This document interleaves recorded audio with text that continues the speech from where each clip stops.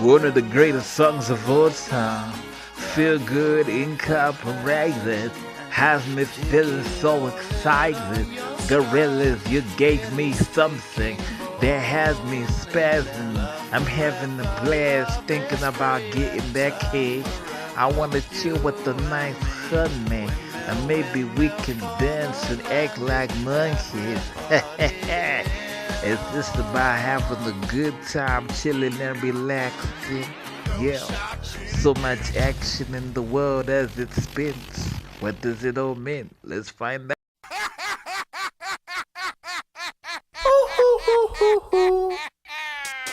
I'm happy, I'm feeling glad I got sunshine. In a bag I'm useless, but not for long, the future is coming on. I'm happy, I'm feeling glad I got sunshine.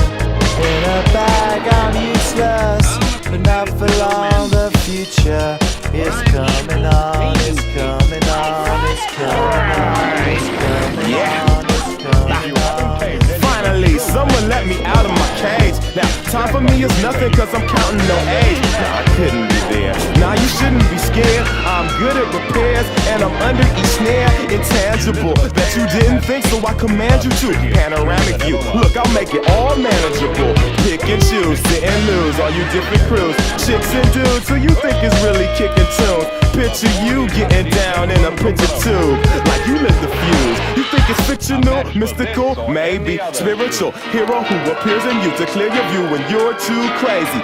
Lifeless to those with definition for what life is. Priceless to you because I put you on the hype.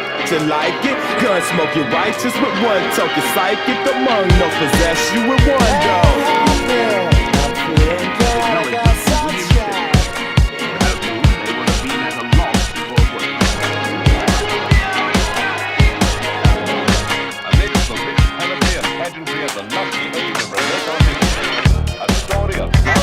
Oh yeah, we back up on this. Today we're talking about love. Thank you Gorillas for this one. Romantic films can be beautiful to watch. Watching the two romantic partners play cat and mouse until eventually the cat gets what it wants can be gorgeous. The mysteries of dating are unlocked in modern retelling of Shakespearean stories. Oh boy. Taming the Shrew, the Taming of the Shrew, rather, is quite probably the rudest, misogynistic, eye-opening romantic comedy Shakespeare's ever written. Wow, mouthful. Perhaps the timing was excellent in the 16th century. For such unraveling, it's petrifying but humorous. It's about two gentlemen searching for a woman. One gentleman wants to wed the wealthy woman called Bianca. Oh, nice. He tries all he can, but he can't cause her father, oh no, demands that before Bianca can be taken, one must date her elder sister. That's all fine and dandy. That's all fine and dandy. But there's one problem, Daddy. What's that? My sister's a monster. An unbearable joker who cynically treats men like evil little gremlins. Oh, not Cat. She's a problem. Catherine, Bianca's grouchy elder sister, is a headstrong macho feminist woman who certainly doesn't believe she needs a man. She's in fact more likely to date an alligator, and I doubt even it would want any trouble with her. Yikes, see you later, alligator. And so the gentleman who wishes to marry Bianca suddenly feels low. Ooh, got my faint. How can he help the elder sister find a lover who will accept her without judging her rude behavior? He decides to hire a Casanova, one whose insufferable nature could match that of Bianca's elder sister. Okay, helpfully this bad boy can tame her, just like the game Forest tames the lioness. But I must tell you this little secret. What's that? Boy, you in trouble. Why? This lass you wish to date is much more than you bargained for. In the story, things get ugly and the lioness tamer suffers many ugly losses, insults on thorny bushes that stab him with poison ivy. They say love hurts, but not like this, you see. She's terrible. However, that doesn't quite scare him off. Over time, the gentleman learns the ropes and starts to grow fonder of his lover. He lays down his ego and chooses to suffer just to get to know her proper. He soon discovers that the lady, though rough around the edges, is amazing and beautiful. Must be the horniness a nigga. No, maybe at first, but not anymore. You see, I got to explore this wonderful soul. She's just hurting because her younger sister is always the first one to be chosen, you know. She's jealous and also wishes to be famous for her beauty. The play insists that perhaps Catherine becomes agitated easily because of her insecurities that make her feel unworthy. Oh, who love me? The Casanova gets transformed by her character and her situation. Their story is a test for them both. Can they overcome their childish behavior to let love grow? Perhaps yes or perhaps no. The Taming of the Shrew is a play to watch if you want to raise your dating IQ. What it does do is question the validity of our marriage system. Should we choose women just because they are more forgiving and submissive, or should we search for one who is headstrong and independent? Shakespeare spoke deeply about feminism and masculinity in ways we never dared to say. In 1999, the world was introduced to a modern retelling of The Taming of the Shrew. This time the setting was to be in high school. Oh yeah? That's nice. The film called 10 Things I Hate About You was a major breakthrough for many actors such as Joseph Gordon-Levitt and the girl who plays the shrew named Kat, played by Julia Stiles. Wow. It also brought brand new fame for the boy who plays the Casanova, Academy Award-winning actor famous for playing the Joker and Batman. The late Heath Ledger plays the role of bad boy who messed with Bianca's temperamental elder sister. Just as in the play, Ledger struggles to build a bridge of honesty. He comes to the place with dishonesty, so it's not gonna be easy, okay? He tries and tries, but he's broken down really quickly. Kat is just too much, too clever to fall for the cheap thrills of a player. Pursuing her is a dare that he regrets later. She's insufferable. It becomes too much of a favor to date her. If he wants a chance, he will have to glance at her anger. What is the meaning of it, and how can he overcome it? Things get very complicated because these kids are not yet in college. They're high school rejects who barely know how to tie their shoes or apply nail polish. What I mean is, it's all childish. The cat and mouse thing is just a game to them, but it has life-defining consequences. Ooh. Honest to God, I once found myself in a similar situation. Very embarrassing. A friend of mine was dating a young woman, and the only way he could make any form of progress in dating is if she suggests I should date her best friend. What? And she was big budget and I had no money to show for it. She would not even try to see me. One date we had, she completely ignored me. Like completely. The truth is, she didn't trust me or the whole thing.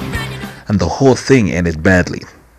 I guess the movie we were watching whilst we were dating, Think Like a Man. I guess she lent a few things from Steve Harvey, and it hurt me.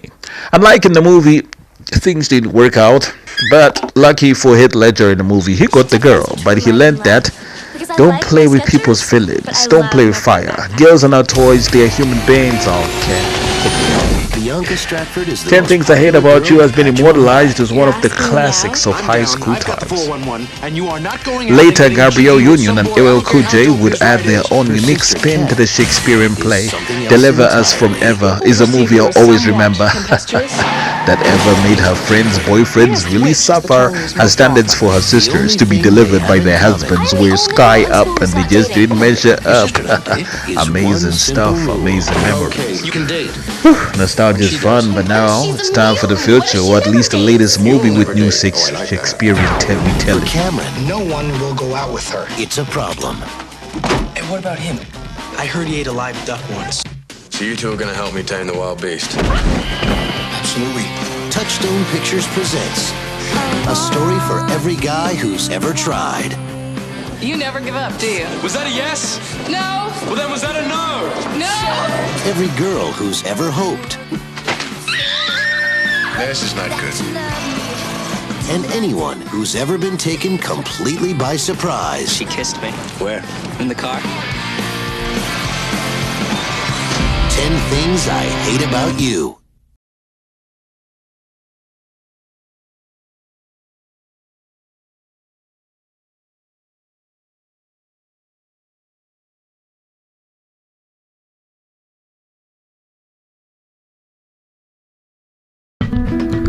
So, 17, God spoke to my father for we the have first time. something new for I'll you. go to the Western Pink for 7 days. Mr. Coughlin.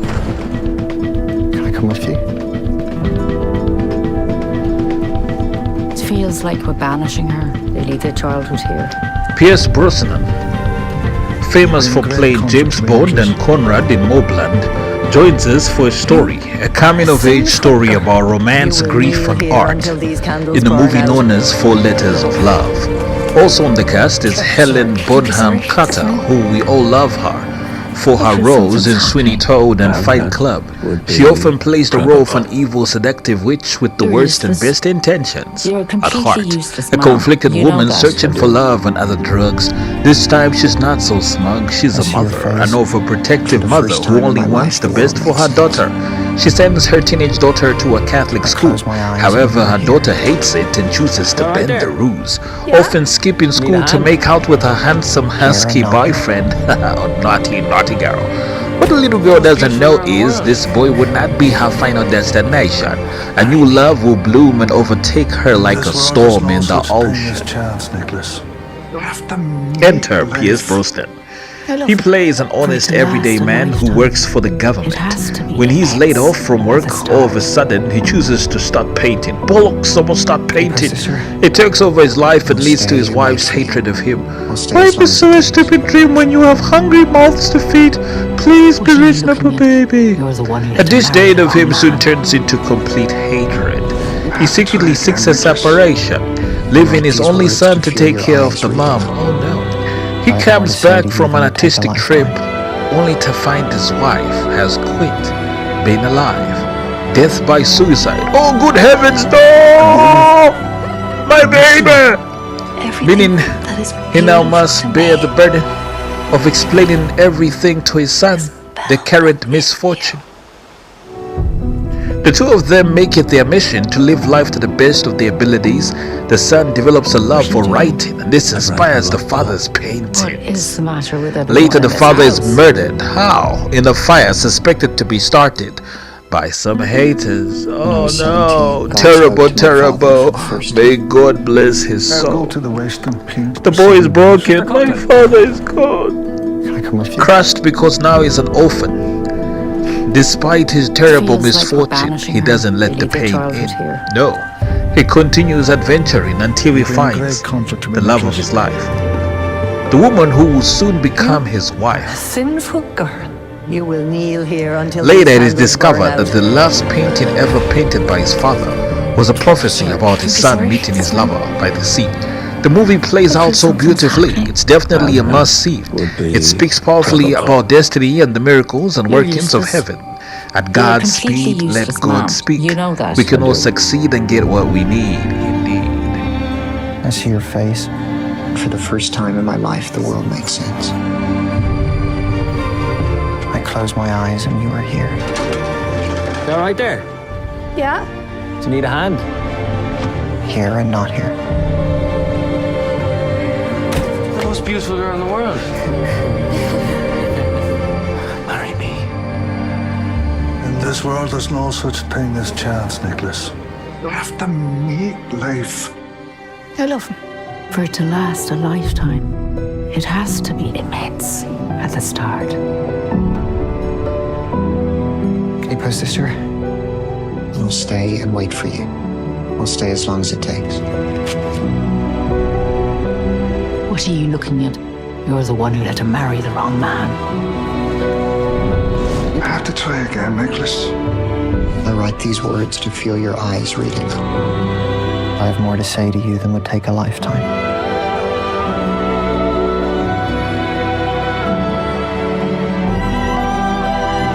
A beauty, a mystery. Everything that is beautiful to me is bound up in you.